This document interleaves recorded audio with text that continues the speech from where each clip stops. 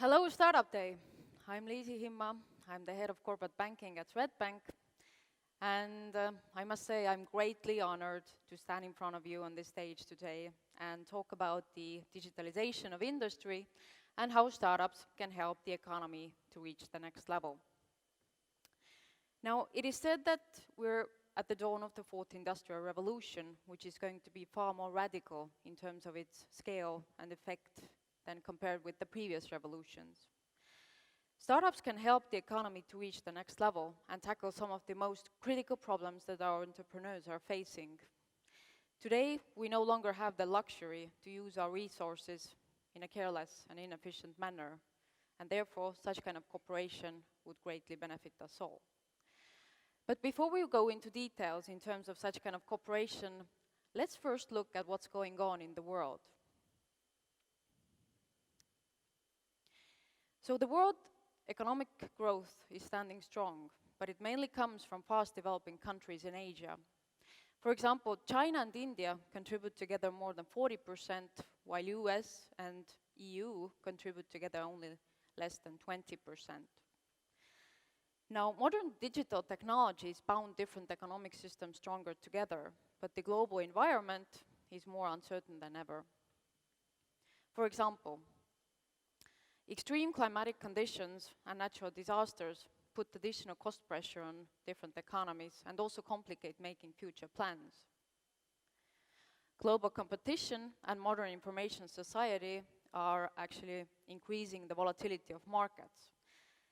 A random piece of information, for example, irrational tweet by President Trump, can lead to emotional overreaction by the markets, since the world is 24/7 connected.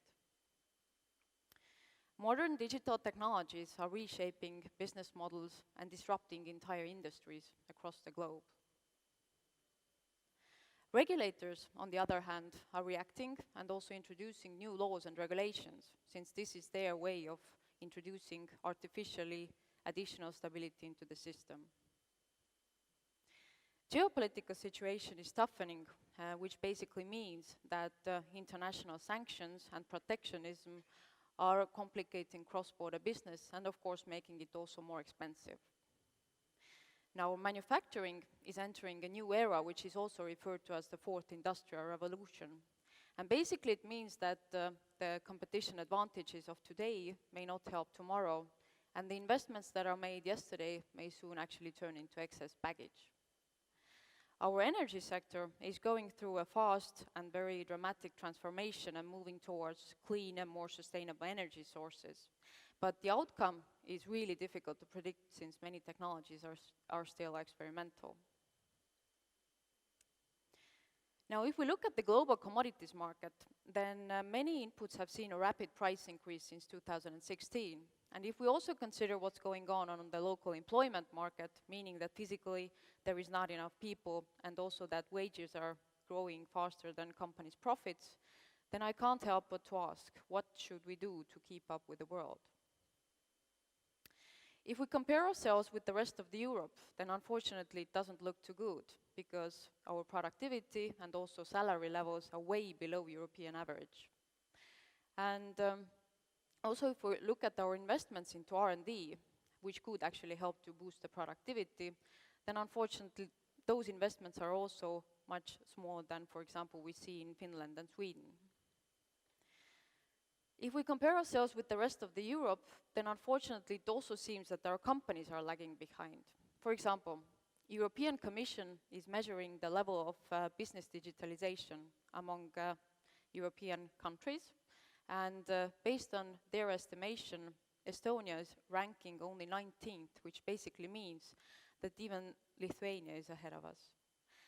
And the main challenges that are brought out regarding Estonian companies are, for example, low usage of social media marketing, then low usage of automated ID systems in supply chain management, and also low usage of enterprise resource planning systems, which would enable to integrate data together from different parts of the company. But perhaps this difficult situation that we see today is actually our big opportunity. Perhaps this is our big opportunity to take the economy entirely to the next level. perhaps it's an opportunity to take the economy entirely to the next level by cooperating between startups and the more traditional type of companies. As I said, it is said that we are at the dawn of the fourth industrial revolution, and basically it means that modern digital technologies are merged with big data, and this, on the other hand, is merged together with different biological and physical systems. And basically, if we look back at the history, then what has always come together with big industrial revolutions, there are two tendencies.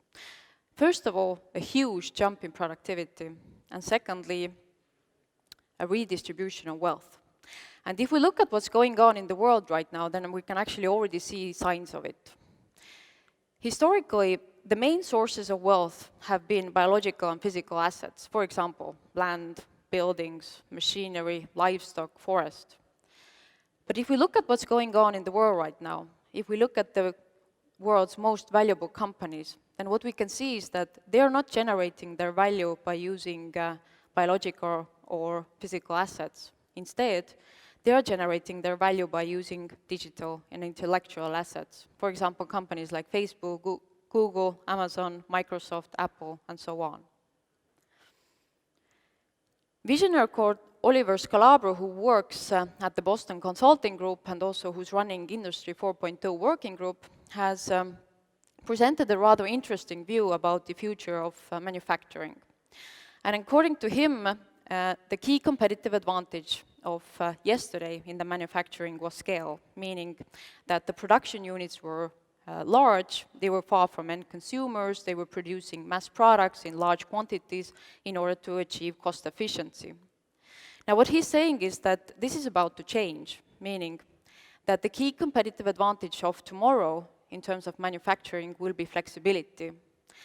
And what he foresees is that the modern digital technologies will basically enable in the future to produce personalized products in small quantities as efficiently as it was with mass production in the past. And he also foresees that due to that reason, the production units will become smaller in the future, and they will also start to relocate back to become closer to the end consumers. And this process he's calling nearshoring or onshoring process. And also, it is said that Industry 4.0 and also the modern digital technologies will going to have clear impact on companies' results in terms of efficiency, productivity, machinery downtime, quality, and so on. Now, robotization is definitely one of the tendencies that enable to produce this kind of low volume, high variety mix in a very efficient manner. And here is some statistics about the industrial robots in the world. As you can see, by 2020, it is estimated that there will be approximately 3 million industrial robots in the world. Now, if we look at their distribution between different countries, then unfortunately what we see is that Estonia is lagging behind, meaning that we only have 11 industrial robots per 10,000 employees, while the world average is 74, and in South Korea it's remarkable 631. Now, McKinsey has said that according to their understanding, artificial intelligence and also modern digital technologies will be the key driving force behind fourth industrial revolution. And McKinsey has also evaluated the automatization potential of European countries. And they have included Estonia among the 9 digital leaders. And according to their estimation, Estonia actually has the highest automatization potential among those 9 digital leaders. According to their estimation, by using the technologies that are available already today, Estonia could automate a remarkable 46% out of all working hours. And in terms of industries which have the highest potential to automate, those are basically transportation, manufacturing, hotels and restaurants, also retail and construction.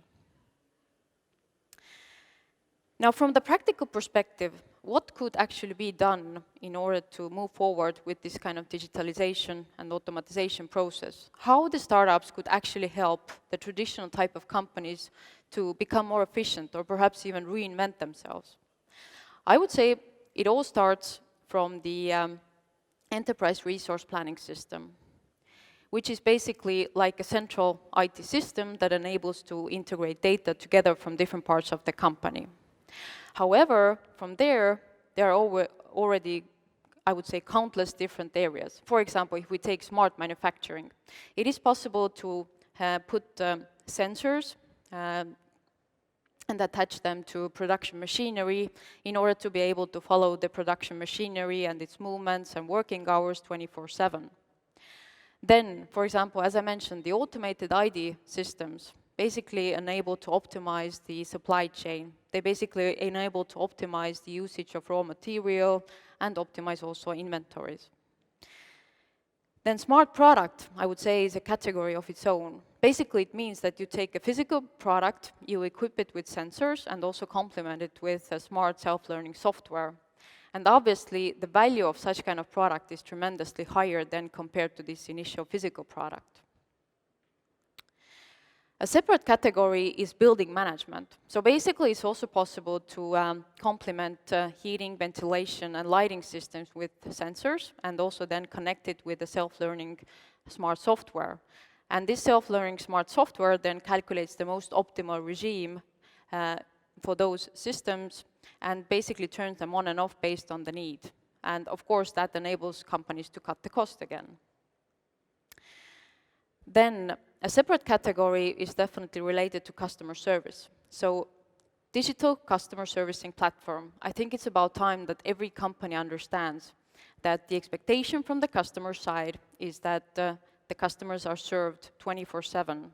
Nobody dares to wait for 9 till 5 working hours any longer. And then all sorts of sector-specific applications, for example, smart agriculture, where we are using sensors in order to turn off and on the fertilization and irrigation systems. Now, it's always easy to say that, you know, others would have to do something, but actually the bank, Swedbank itself has also tried to take a next level. So, for example, we are also running economic development working group in Banking Association to basically find solutions how to enable more companies to get access to funding.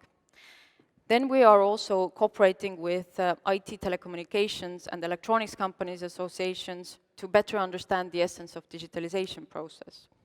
We are also, of course, cooperating with startups, because startups is the key source for innovation. We are, for example, the founding partner of Prototron together with Taltech University and also with Science Park Technopole. And then we are having cooperation projects with different universities. For example, with Tartu University, we have a cooperation project regarding machine learning to be better able to detect frauds and also predict customer behavior in the future. And last but not least, we are conducting currently a research regarding main technology and knowledge transfer models in order to find the best solutions for Estonia. So what I would like you to take as the key takeaway from my speech: there are always two tendencies that go together with large industrial revolutions, and those are huge jump in productivity and redistribution of wealth. I think today is our big opportunity to actually take our economy to the next level, but I think we all have to understand that we need each other for that. I think we all have to understand that we need to cooperate with each other. I think we all have to understand that if startups and the traditional type of companies join their forces, then we can actually take our economy to the next level.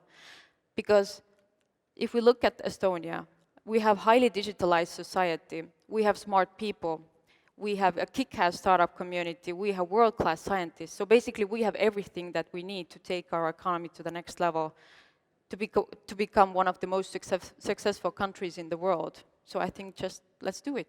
Thank you.